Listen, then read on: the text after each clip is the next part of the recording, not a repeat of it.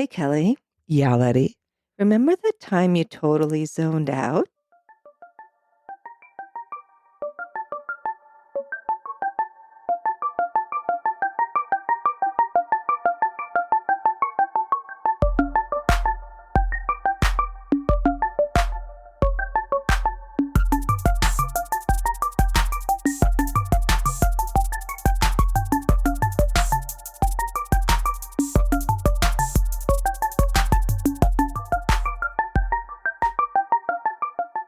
Well, hello Good there, morning. our fine Hi. ADHD listeners. Welcome. Maybe you don't even have ADHD and you're trying to figure out what this is.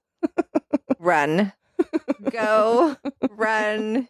You want no part of this. Welcome to WTH ADHD. That's right, where we talk about all the things, but really no particular order because No. we have all the ADHD. Yeah. It does seem like we do have all the ADHD. I try to collect as many of it as I can. I don't like collecting it, but boy, it just happens. And I think not only have we collected, but now we're putting it on display Oh, for everyone to view. I would sometimes I think, is it embarrassing? Is it Yes. the stuff that we've talked about previously, which we've talked about a lot of stuff. Oh my I God. think could be considered embarrassing, but I'm not Mhm. embarrassed, I guess. It is what it fucking is. I try not to think about it and comfort myself with the thought that as embarrassing as I feel it is, it's raw, it's real Mm-hmm. and open. Mm-hmm. And that I just hope it helps someone not feel alone Right. or that they're weird or 'Cause whatever it is. They're not. Mm. This whole ADHD thing is bananas. It is bananas because it doesn't feel like you're like everybody else, right? There's this feeling of the other that you get all the time. And it makes you think. It makes you think about like all the things you did or you want to not be here. And that's kind of why we're talking about using fantasy or zoning out, as some people call it. That's a form of stimming. Now, we talked about stimming, right? Right. And our favorite types of stimming. Hmm.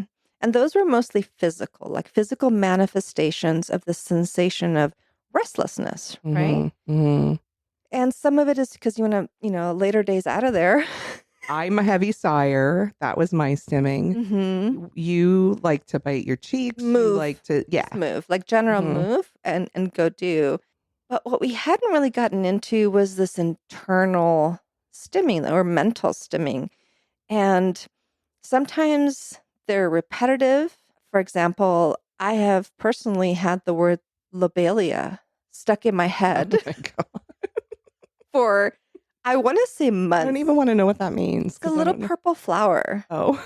And I liked the word. It reminded me of lady parts names. Yes. That's what I was thinking of. Like, I was like, what is that? I don't want to know. I read I was looking for flowers to put in the garden and I wanted something that, liked the shade. And I was reading through at Home Depot or wherever I was. And I saw the name and I'm like, really? I thought it was hilarious. They named it this. I mean, Does I it guess look? kind of like little petals, that they're small little cute petals. Because those But their for the labias are small and cute. But for the love of God, I could not get that word out of my head. And it was literally Lobelia. Lobelia. And it would just Oh sit God, that there is just in the frustrating. back. And I would push it out and it would come back. Now, some research shows that people who have these more repetitive patterns of intrusive thought or word or phrase or things that are, especially if they're patterned in sort of a rhythm or things like that, are indicative of autism as well, which, I haven't ruled out Oh, I completely with myself. I for sure think I have a touch of autism because for like the last, I don't know, 6, 7 months, I cannot get Pink Pony Club. Literally, that's it. What? That's it. Did you just say Pink Pony Club. Yes, Chapel Rowan song. Pink Pony Club. And that's literally, I The can't get image? just those 3 words out of my head. I don't know the reference, but the imagery I'm getting of a pink pony club right now is Wait, spectacular. hold on a minute. Let's go there. Wait. No. You don't know Chapel Rowan's song Pink Pony Club? Not the way I heard it just now. I don't know. Okay, first of all, where the hell have you been? A. Under a rock or several. Apparently, because if you heard that song, you would hear why I hear that repetitive. Usually I would. If it's a song, it'll trigger the song very easily. But right now, I just have a disco of pink ponies. That is spectacularly fun. And yeah, so basically her song, those 3 words, not even in the chorus, not even the verse, nothing, just those 3 words in Pink Pony Club. And that's it. And it goes over and over in my head. You know how many people will probably hate you for getting that stuck in their head if they know.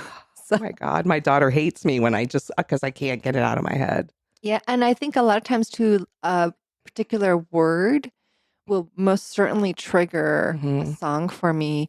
And then that song just plays in my head. Matthew said to me, you're going to use a lavatory or lavatory. And I got Monty Python's Lumberjack song stuck in my head. And for those of you who don't know, you need to know. And it's great, cuts down trees and eats his meals and uses the lavatory. And it was on loop. And I needed to get rid of it because I couldn't picture that while I was doing that task. So, we do have more neurons and more connections when we have the neurodivergent brain. And part of that makes space for some of these things to occur while you're doing things. But it also means you're a little bit not present because part of that attention and thought process is being pulled towards this fantasy or repetitive pattern that's going on internally. And it is often used to regulate because we do it more when we're experiencing something that is dysregulating or hard, or we don't want to do it. So one of the things that it happens often with, Kelly, is tasks. Task daydreaming is what we were calling it, where you have stuff to do that day. And the one that you don't want to do, especially. Right. Like, clean up before guests come over. And you think about it and you think about it. Well, what do you think about? Well, what are you thinking about though? What I have to clean up. And then how does it look? I mean, is it just like a list? Like, I got to do this, I got to do this. Or do you picture the whole thing happening in your head? Picture literally me doing everything and I'm fucking exhausted after that. But do you also feel really good about how good it will look when you're done? Absolutely. Right? But I can never get to that point. Well, so what happens in our brain is we need external, reinforcers or external motivators to get things done. And cleaning is one of those things. So if someone's going to come over, then you're going to do it real quick. But if that external reinforcer isn't present, then when you're setting yourself up to do the task, you sit down just like everybody else and say, okay, what do I need to do? But we don't just write a list. We picture ourselves doing it where we may say, well, I'm doing this so that I can kind of see if there's anything I need or is this the right way to do it? And it slowly warps into a fantasy because as we're looking at the task and seeing how large it feels, there's no dopamine available to motivate you to actually do it. However, as you're fantasizing, dopamine is being released because you feel good all of a sudden about how amazing that counter shine is, or how amazing that report sounds, or how good you're going to feel closing that laptop knowing you've done all that, whatever it is that you had to do. And therein lies the rub, because the moment that happens, the moment the task is complete in your brain, the dopamine is done. Oh, that is awful. And you have exhausted your motivation for the task. Literally happens to me all the time. And you feel as if you did it because Yes. it takes a lot of dopamine to get through hard tasks, and then you have nothing. So then there you are. And what do you do? How do you get yourself to actually get up and do it is what I struggle with. And most of the time I do get up and do it because I have to, because I haven't, vacuumed in a week and people are coming over and I need to do it and it would be gross if I didn't. You know what I mean? And that's where my head goes. But after I've cleaned my house in my head, I don't know where to begin when I actually need to do it. Right. And there we can use that idea of thought follows action, limiting yourself in the beginning as to how much you're going to give yourself to think about a task. And what is the smallest amount that you can give yourself where you know you're not going to be frenzied, running around looking for a sponge, looking for a thing? Breaking down the thinking about a task, just like you break down a task, is Mm-hmm. just as important as breaking down the task. And what I mean by that is if you start thinking about, okay, I got to clean the living room. What do I need for that? You think about, oh, the bucket, whatever it is, Mm-hmm. and you're picturing yourself doing it, go do it. Because that movement, being in your body, will help move you forward. But usually what happens is I sit down to figure out what I'm going to start with. Mm-hmm. And so and then I end up going through the whole entire task. So it seems like the breakdown is a sitting down. So can you put yourself in the space standing? Because you're not going to clean sitting down. Let's just get real. Unless I mean, you clean sitting down. I can try. I can try to do that. I've never done that before. So putting yourself standing in front of where the things are that you need to clean. So you stand in your living room? Well, you're not going to clean with your body, so you need to get stuff for it. So where's the stuff? But what I have to figure out first is what I'm going to do first. But you already know what it takes to clean your room because you've done it before. What are the tools you need to clean a living room? You need your duster, Typically. you need your vacuum, you need your pledge to wipe things off, you need Okay. So think to of it. wash all the shit on your couches. Mm-hmm. So think of it like getting dressed. You know how it's going to go. You're going to need some underwear.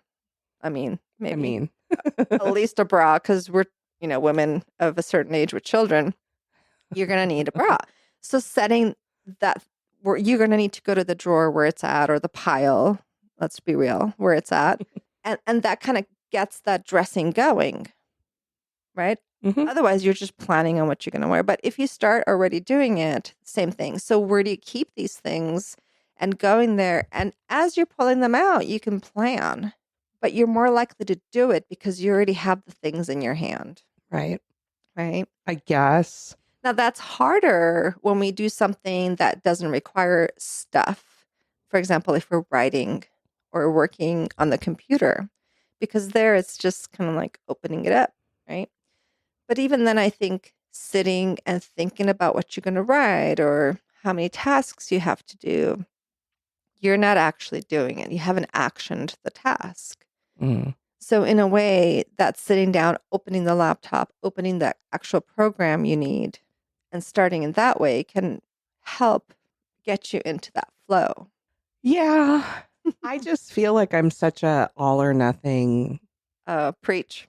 Like 2 weekends ago, it was Mother's Day and we were having Mother's Day here. So, I let the household know we have to clean on Saturday so that the house is presentable. And then, You mean they have to clean the house because it's Mother's Day? no. And boy, that's not what happened. And then I proceeded to like clean the F out of the kitchen and the living room. And I am still mentally exhausted from everything that I did in Now, 5 hours because it was just me, nobody else. but Because don't that's how you it feel works. good that it's done? Yeah, but I was so exhausted after. Like Mhm. it was because I did everything. dusted, Right. vacuumed, And washed, that's part of the problem is mopped. we I don't did have, everything all at once, and I wouldn't let myself stop until it was done. and that's part of the problem where that all or nothing It was absolutely all or takes. nothing because Mhm. nobody was here to help me. Let's be real. They were here, but nobody helped me because that's my life. They just roamed the room. Yeah. As I'm like fucking bending down and mopping all the floors in the house. You know what I mean? Like I'm just like, whatever. And then I have to fight with my daughter just to clean her bathroom. And uh, It sounds like you're in a good space right now. and it put everything in a bad space. So that's what happens to me. I always end up putting myself in a bad headspace. And let's talk about that headspace a little bit too, where this other form of fantasy is rumination. You're ruminating over a past event. So part of it Mhm. can be thinking about someone not doing something and it makes you mad. And it's a way for you to deal with that feeling of not having had that assistance. But this gets bigger. I think some of us really go over a past event to not only where we're trying to process it, which is a very normal thing to do. It's typical to go over something, you process it and come out on the other side with some resolutions and maybe some action items that you want to do. But it can also be this form of self flagellation or punishment or that should have, could have thing where you're just reviewing this moment of shame. I'll give you one.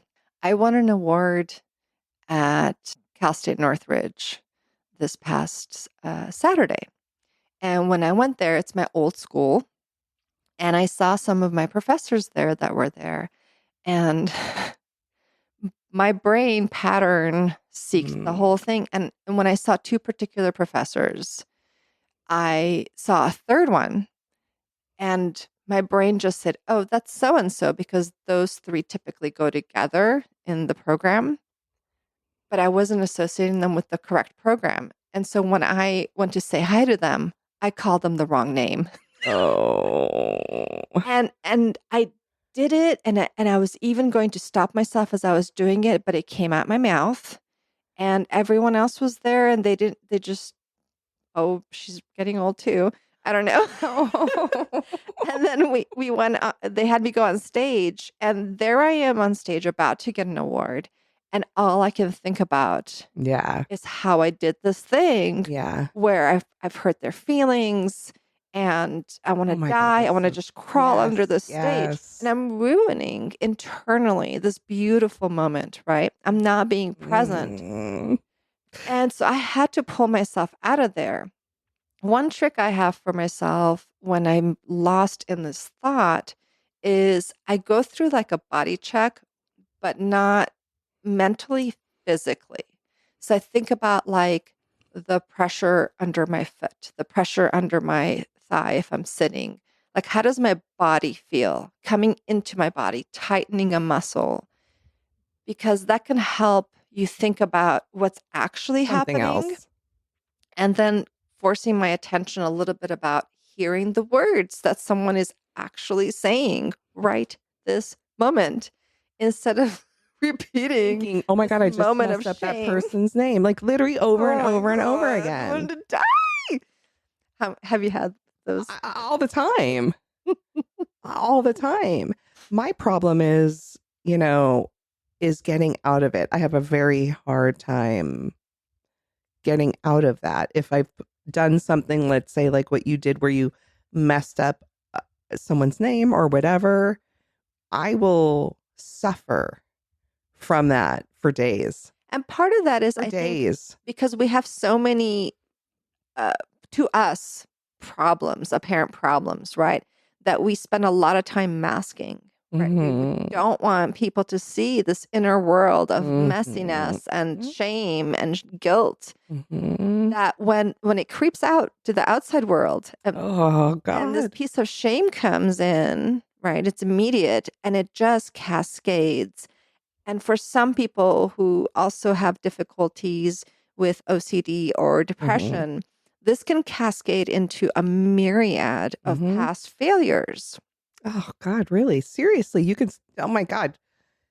Oh, going over the past and everything I did wrong, it does come. All it needs is one thing for me to start remembering all of it. And fortunately, there I was at an event, so it was really much easier to come into a present space. But if you're alone and it's Mm-hmm. quiet or it's evening and there's no interruption about to happen, you can go into that for all night, right? Mm-hmm. Mm-hmm. Oh my God, all night long. And this also happens to a lot of people just when they're about to go to sleep, Ugh. their brain goes, "Hey, do you remember that really stupid thing you did today that Mm-hmm. probably everyone in the whole world saw and is talking about right now?" Yeah, everyone's talking about you Everyone cares about you so much, so right? much. Everyone is They're looking. all talking about you. You had Oh my that. God, I went to this award ceremony and one of the people said someone's name wrong Everyone's talking and about it right now. she was awful. Like, yeah, everyone gives so much That little about you. booger you had sitting there, Yeah. everyone is talking about it.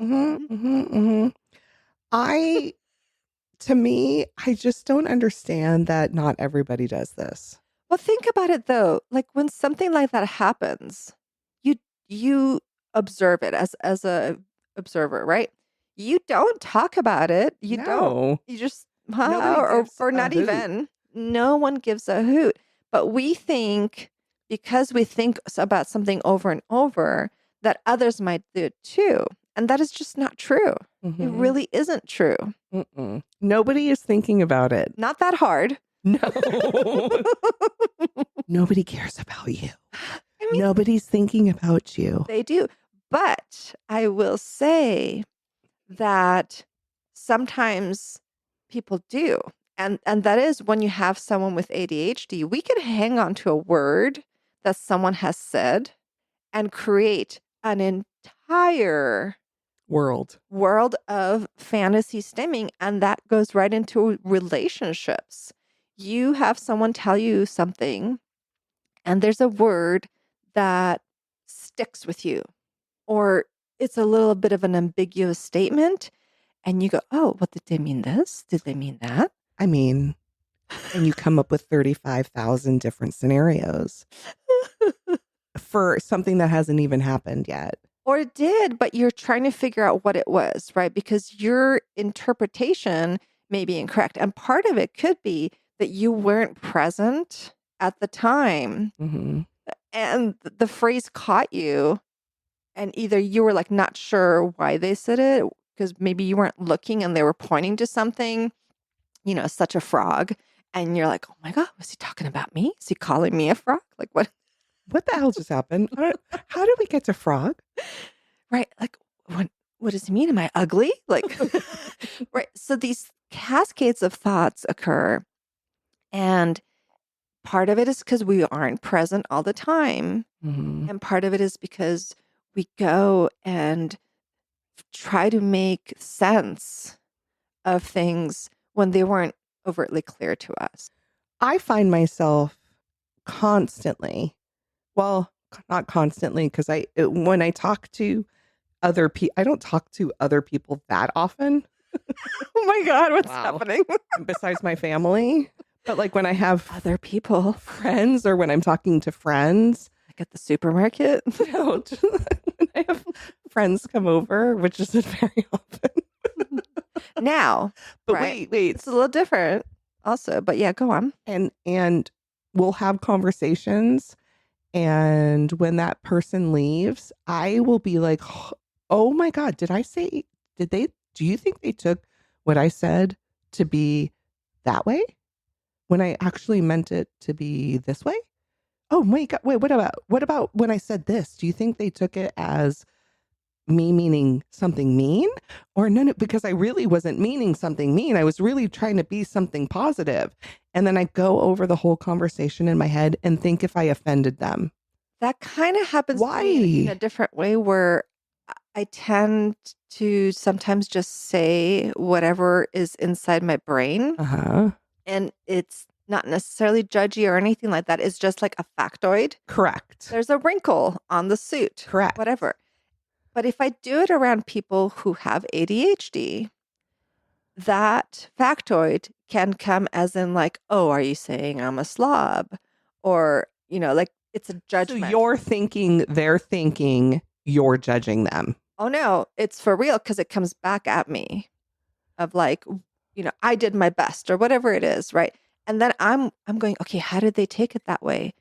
Right. Like, that's Right. not what I meant. It was No. 100% not what I Right. meant. Right. Right. And then I have to second guess myself, like, is this how I speak all the time? Oh my God, it's Am I the worst. insulting people all the time? Uh-huh. I'm guessing now probably 50% of the time I'm insulting people. But we're not. And that's what's so crazy. But like, why do I have after every And those things encounter? stick out of a conversation more than the typical conversation. So instead of looking at an overall ratio of that, maybe that happens 1% of the time that I talk to people, right? Or two, whatever it is, it feels like it's 90% of the time. Right. Right. And I focus in on that and chastise myself and go over the conversation of how I should have said it. Right.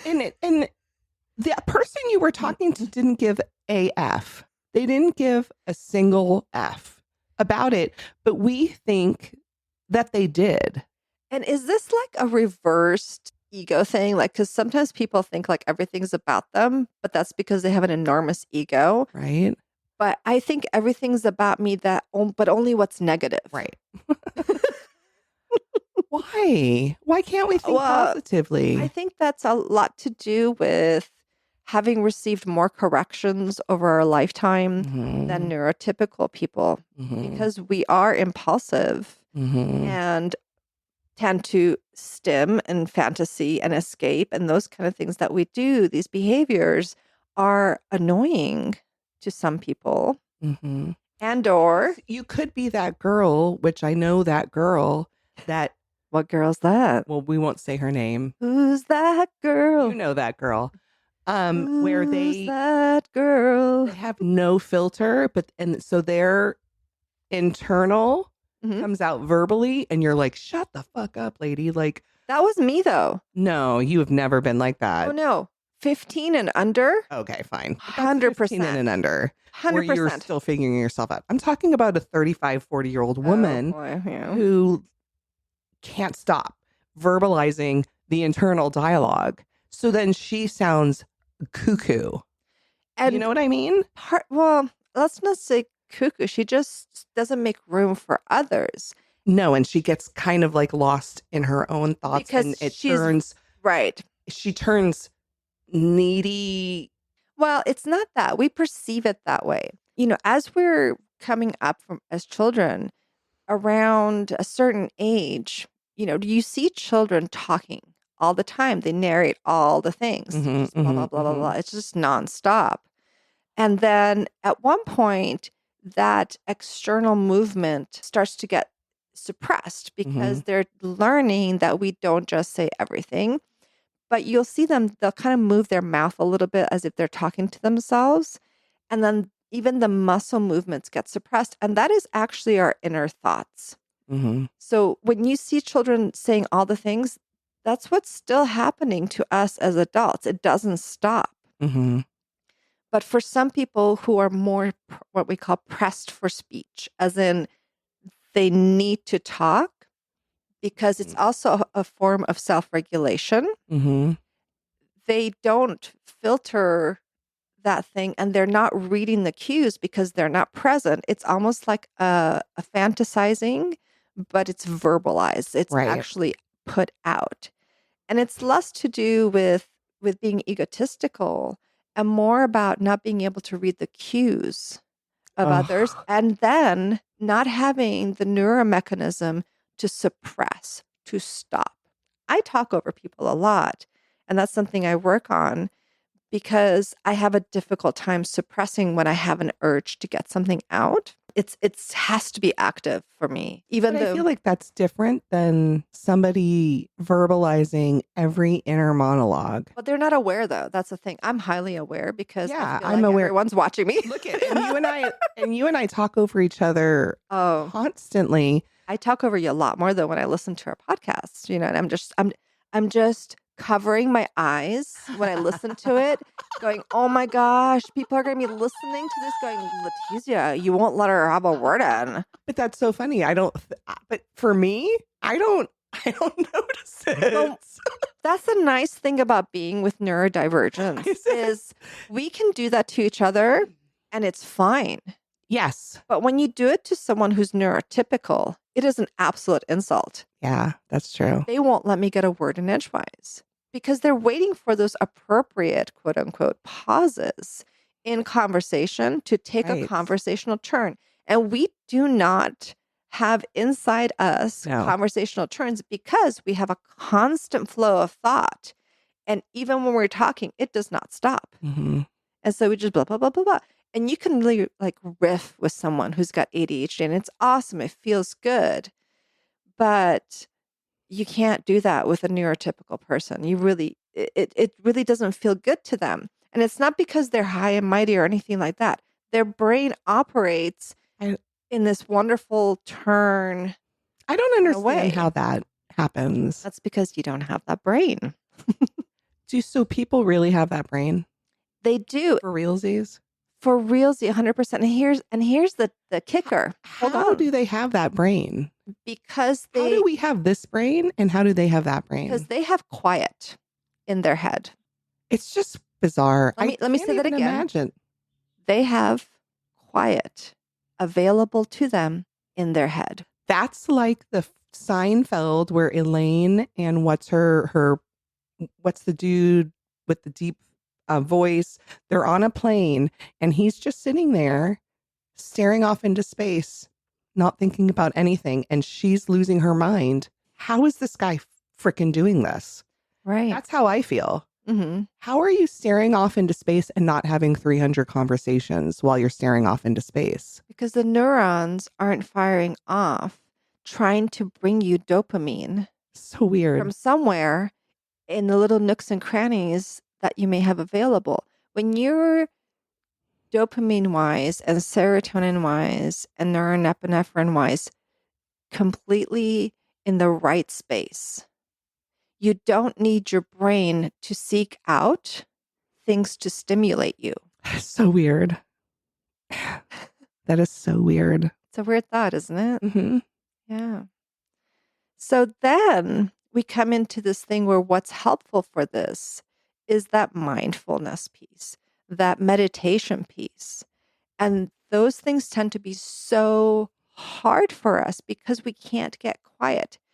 When in fact, the practicing of quiet is extremely beneficial for our brains. My husband and I just had a conversation how we can't meditate Mm-hmm. because our mind does not shut off. And I can't shut it off. So, meditation for neurodivergence, I think, needs to include a component of stimulation that is conducive to shutting off your mind. For example, some people like to listen to a sound that's repetitive Mm-hmm. to help them get into this space where they can slowly start to push away gently thoughts. You let it happen and you let it pass through, but you're not sticking on them and thinking about them and letting that thought continue. Is that why people do those bowls with the sounds and they, you have a sound bath? So for people who are more into that, where it ticks off the dopamine in your brain, some people really love that vibration and sound, right? Mm-hmm. And it works for some people. For many others, for whom that's not the thing, there are other pieces you have to find. So for me, because I'm a movement person, when I'm in physical distress, Mm-hmm. my mind is in flow state, but it is not overwhelming and I can push thoughts away. For example, really hard, hot yoga. I'm uncomfortable and I have to be in my body and tolerate it. So there's Mm-hmm. this like resiliency piece that kicks in that lets me know I can do it because that's an area of strength for me.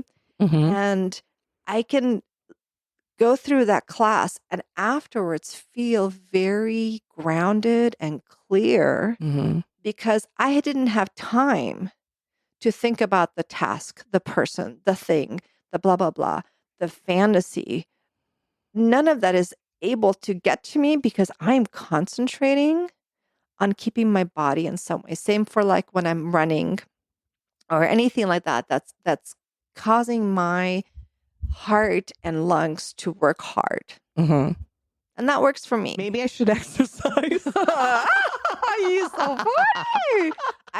Well, that's part of the Maybe I should problem. start exercising. But that's part of the problem of becoming middle-aged because you've in your 20s, you have all the time in the world. You really do. And if you're in your 20s, I'm telling you, you have no idea how much time you have. When you get into your 30s and 40s and you're doing the child rearing piece, as you get into your 50s, you're doing child rearing and you're doing parent caretaking more and more. Mm. What's happening is you're exhausted because you've been working, you've been rearing children, you've been doing all this stuff, and you're more and more tired. Plus, of course, with our lovely perimenopause and menopause, we get exceedingly more tired easily. This is when we need exercise the most. And if we were neurotypical, we could be those people in their 50s who look amazing, who are doing all this stuff. We don't receive motivation. And it's hard for us to get into exercise. That's my question. So people who, because I've been thinking about menopause and what happens to our bodies during menopause and how different some women's bodies are and how some women Mhm. can really just exercise. Yeah. Like no problem. To me, it yeah. seems like no problem. And they're fit. They're taking care of their bodies. And I'm just like, why can't I fucking do that? It's part of it is the routine-based activity. Mm-hmm. We thrive on routine-based activities, but it is the hardest thing for us to do because it's the best for us, but it's also the worst for us. We hate predictability because there's no dopamine in it. Oh my God, so true. And so getting God. yourself to the gym can only happen if you mindlessly build it into your routine, unless you have some kind of reward mechanism built in there that if I go to the gym, I get my favorite whatever. If I don't get it. It depends though, because you can be like, well, I don't want it anyways. Or Or- I'm just going to have it anyways, Mhm. even if I don't go to And the gym. that double whammy of all or nothing. If you've missed one day in that routine, Forget you it, the think whole the week's routine's shot. done. It's kind Mhm. of like diet too, right? If you messed up once, the whole thing is done. I'll just Instead restart of- on Monday. Instead of what would happen to a neurotypical is they would go, oh, I missed one day. That's okay. I'll go tomorrow. And we just don't say that to ourselves. We just say, well, there you go again. You can't keep anything up, can you? And your week, even though it's Tuesday and you miss Tuesday, your whole week screwed up. For me, it's like, got to start again on Monday. But So I take the whole fucking week off. you can go to the club on a Tuesday if you're a pink pony. Oh, Pink Pony Club. Oh, God, that song. So this last piece of this rumination fantasy and all this stuff is the actual fantasy that we use as internal stimming, which is I have so much fantasy. how good would I look if I actually did all that working out, or what my life could be if blah, blah, blah. Mhm. Thinking about all these different ways your life could be and how you would feel if you're a famous author or whatever it is that gets your kicks, right? Mhm. And this long-term fantasizing is a really great way to regulate. It really is. But it's also a really great way to fucking do nothing. It is a fantastic way to do nothing. And it's kind of like when you're binge watching TV, right? You're going into the story of the other. And we tend to connect so well with some of our favorite characters and things. And we want to know what's happening and we're living it. It's almost like a little bit of that fantasy is with us, Mhm. right? And it's really easy for ADHDers to binge watch. Whereas a neurotypical can just watch an episode, turn it off, and then go do whatever it is that's next. And I don't know how that's done, but Mhm. that happens apparently. You know what's so weird is ever since I had a child and did all that, I used to be such a television person. Like, back in the day when you had DVRs and all that kind of stuff. My Way back. DVR was filled to the brim because I watched, 17 different shows when I was in my 20s. And do not I barely watch television anymore. See, that for me reversed in my 20s because I was doing so much. I was very active. I was still active, but I'd stay up late watching all the stuff that I DVR'd. Like I never missed an episode, but I could work till 10 o'clock at night, come home, and I'd have to get at least 2 episodes of something in because I had 35 episodes on my DVR and I had to get rid of some of them so I could get the other ones. I busied myself with people. So yeah, I didn't really have space for even sleep.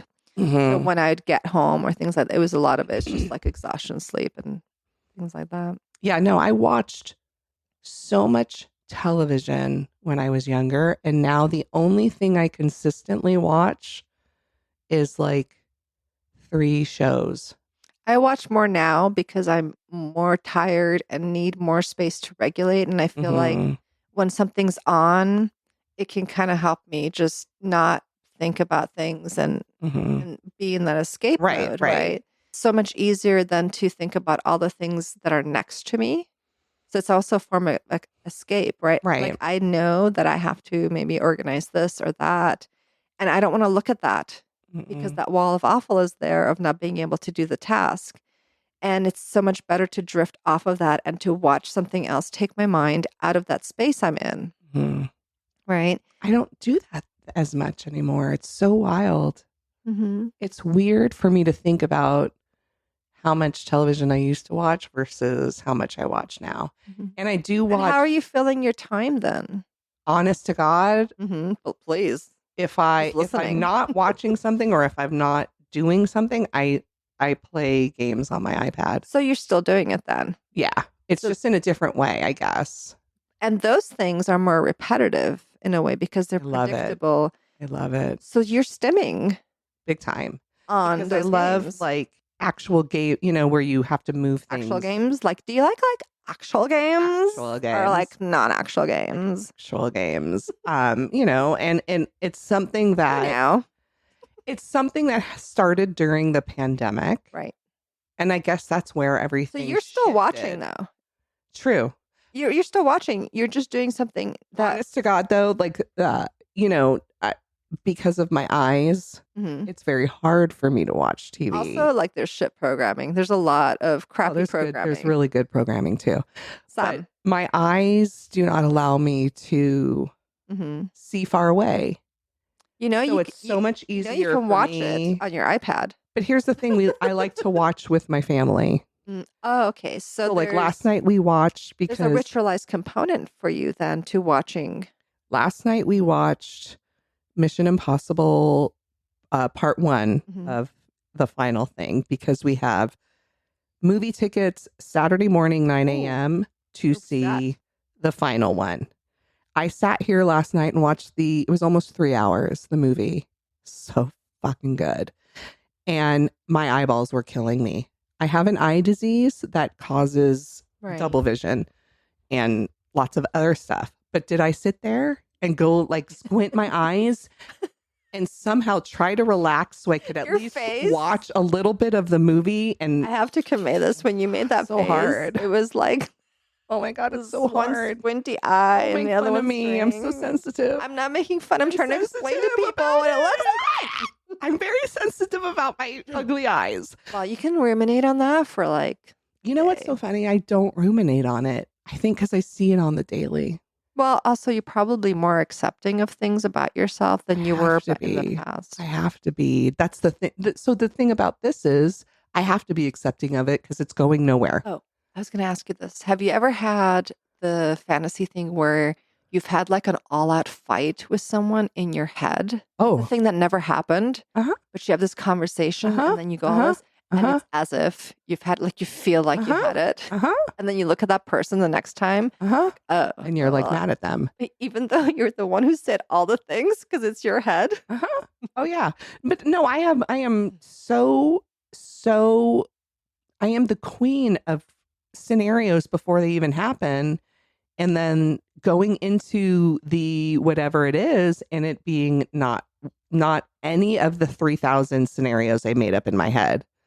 So I want to kind of leave this particular episode with a favorite quote of mine.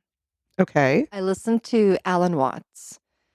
Kelly, are you looking around because you're baffled that 45 minutes Yeah, has gone I'm by? very scared right now. I was thinking it was 20 minutes. No, I had a timer and it went off on my wrist and 45 minutes has passed. I'm very confused. Okay. Like I'm literally looking around going, wait, what? Mhm. Okay, go on. No, Sorry. that's a good thing. It means you were having a good time, right? Oh yeah. Alan Watts was this Zen Buddhism kind of front runner who brought that to the West in the 70s, 60s, 70s, and 80s. And he was just an amazing guy.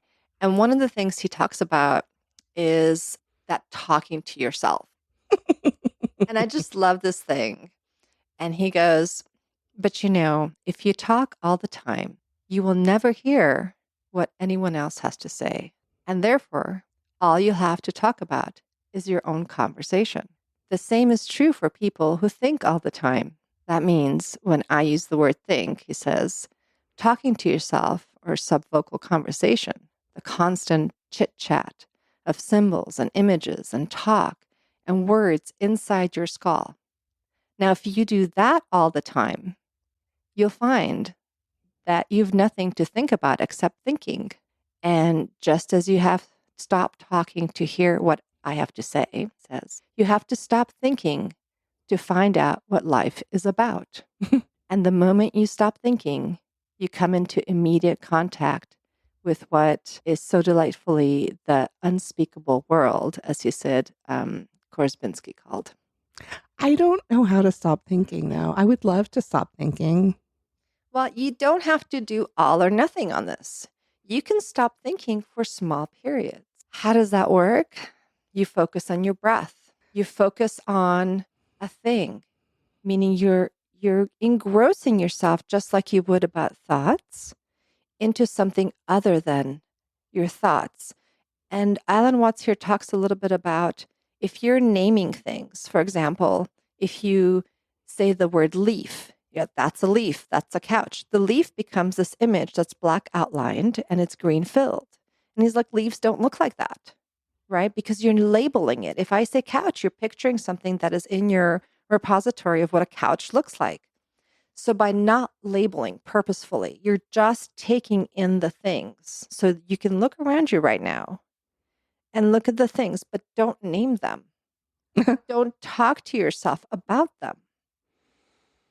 Just let them be. And then do it for a very few minutes, short minutes. It might make you feel uncomfortable because you're pressed for speech. We all are. We're just constantly pressed to talk inside or out, which means that we're not making room for it. So take a moment and whatever that comfort is at, that's what you do it. And the next time, just a little bit more and see how you feel afterwards. Do you feel better? If you're uncomfortable, that just means you have a little bit more of learning to do. Discomfort or feeling It makes me uncomfortable hearing that because I literally don't think I can do it. You're uncomfortable because you don't know it yet. Once we're comfortable and don't feel anxious or things like that, we know the thing. Learning feels uncomfortable and dysregulating. And so leaning into that for just a little bit and understanding that it's going to feel uncomfortable because it's different than what you do all the time. You sleep because you need to give your body a break so that you can heal your cells. The same goes for your thoughts. It's healing. Give yourself a minute. If that's all you can do is 30 seconds, 10 seconds, give yourself that. see how you feel, and go on about your business. Come back again, try a little longer, and then congratulate yourself for doing it 10 seconds longer, because you have to then verbally tell yourself, congratulations, Letizia. You have just done that in place of the little dopamine reward centers that we don't have. Now go have a cookie. No. Seriously, because you do need a little bit of something, something. A little And it's something, something. okay. It's okay to have a little reward mechanism in place for you that's external, because we need it. All of these things are okay.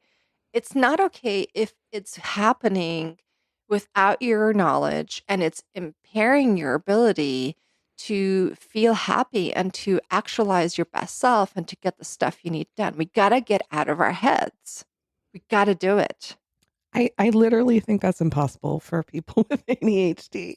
But I do think Improbable, maybe. Impossible, I was going to no. say there are definite things to help you. It's just remembering them and practicing them, which is the hard part, I think. And we can reap the benefits of ADHD, which is that outside of the box thinking and all these crazy things that we can do in a short amount of time.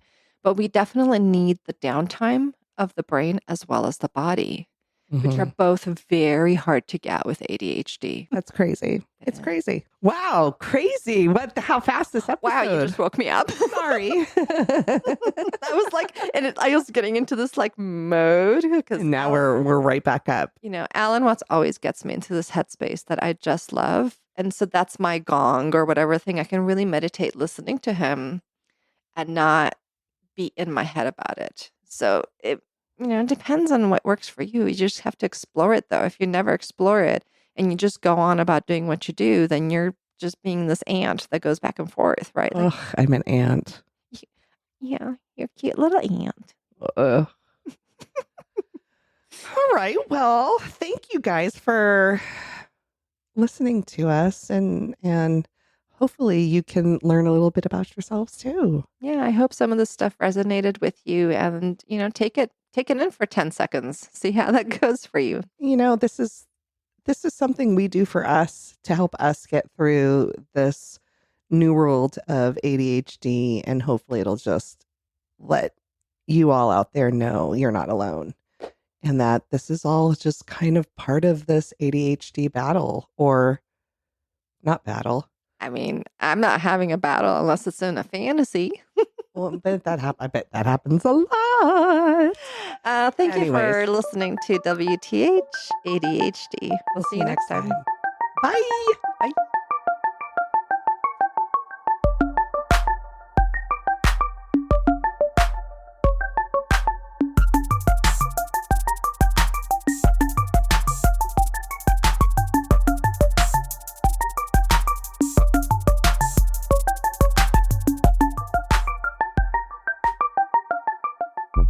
This has been a Hi It's Me ADHD production.